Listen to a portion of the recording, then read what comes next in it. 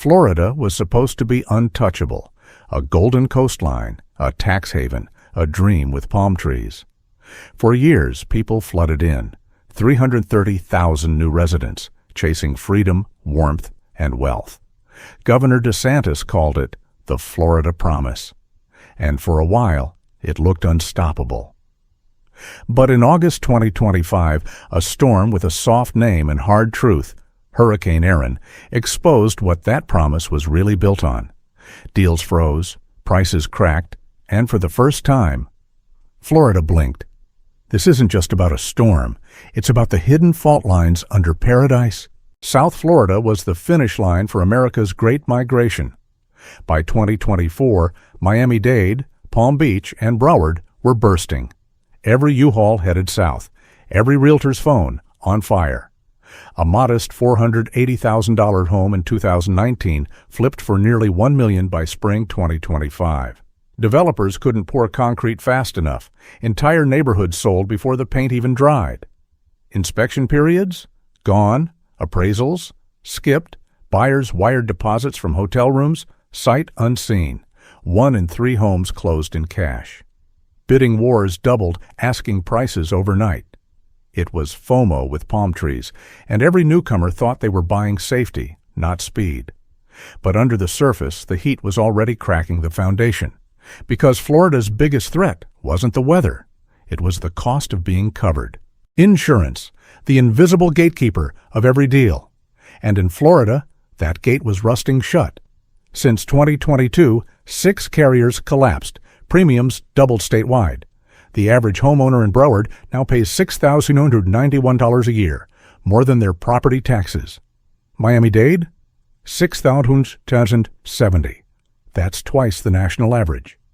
By mid-2025, Citizens Property Insurance, the state-run last resort, carried 1.3 million policies, nearly 1 in 8 homes. What started as a safety net became the spine of the entire market. Here's the kicker. If one major storm hits, that spine could snap. Billions gone overnight. And if reserves run dry, every homeowner, insured or not, pays. That's the truth. No press conference can spin. And right when Floridians thought the system couldn't get thinner, the radar lit up. Erin didn't sneak in. It announced itself. Born in the Atlantic, it spun into a Category 5 monster within days. Winds at 160 meters, a 575-mile-wide wind field. The models screamed landfall. Reporters called it the next Andrew. But Erin never hit. Still, it didn't have to. Banks panicked first. Mortgage approvals revoked overnight. Underwriters citing binding restrictions. Insurers froze new policies statewide. No coverage, no loan, no sale.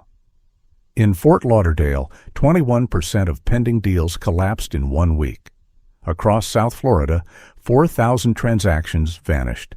That's not damage, that's paralysis. And it happened before a single drop of rain touched land.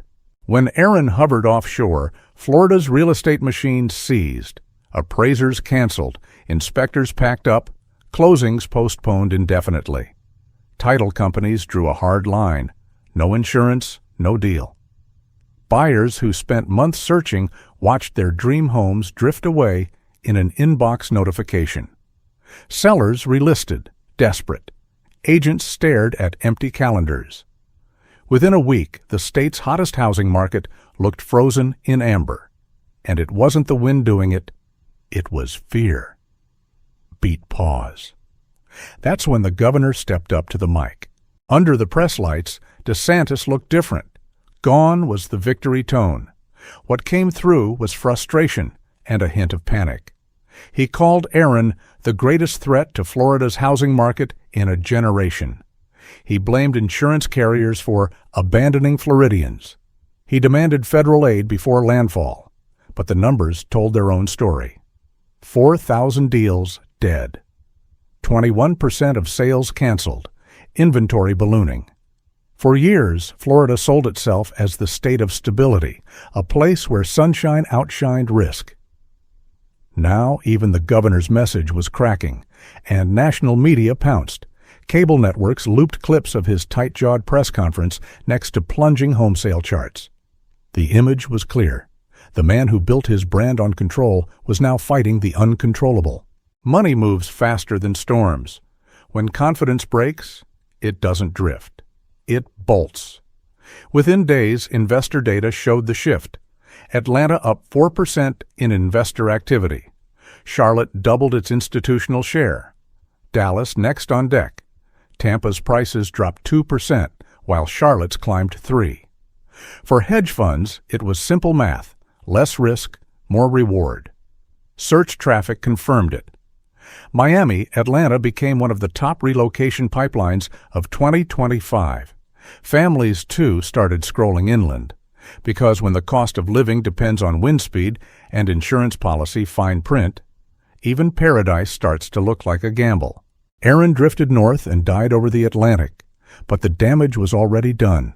Thousands of listings expired. Developers froze new projects mid-foundation. Insurers hiked premiums again. And the confidence that built Florida's boom evaporated. Real estate isn't just bricks and land, it's belief. Once belief breaks, no storm drain can clear it. By winter 2025, Florida's housing market had lost more than $30 billion in its projected sales volume. And still, nobody could say for sure when it would start moving again. Erin didn't destroy Florida. It exposed it. Exposed a system built on optimism, lawsuits, and fragile insurance math. Exposed how quickly paradise can price itself out of reach. Exposed the illusion that sunshine equals safety. The next time you hear a politician call a hurricane the reason, remember this story. Florida's real storm wasn't rain, it was risk, and the warning came long before the clouds, because paradise doesn't fall in a day. It cracks slowly and then all at once.